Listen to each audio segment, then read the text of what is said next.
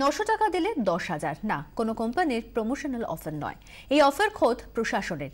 সংসার খরচ থেকে বাঁচিয়ে 900 টাকা দিলেই 10,000 টাকার শৌচাগার নির্মাণের সরকারি প্রতিশ্রুতি। অভিনব এই উদ্যোগ রামপুরহাট 1 নম্বর ব্লকের খরুন গ্রামের।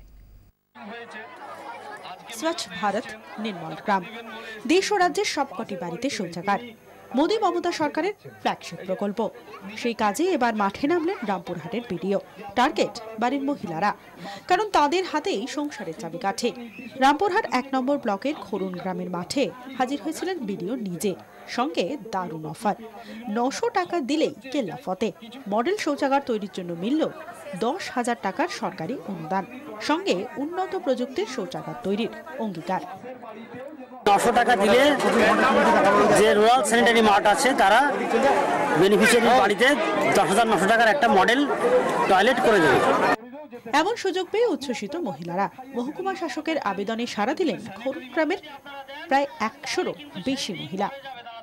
আমাদের পায়খানা নাই, আমি খুব কষ্টে পায়খানা করি মাঠে, কিন্তু আমার পায়খানা খুবই দরকার। সবারই ভালো হবে, প্রত্যেকের বাড়িরই ভালো হবে, খারাপ তো আর হবে না। ভালো লেগে প্রশাসন এসছে যখন, তখন ভালোই হবে।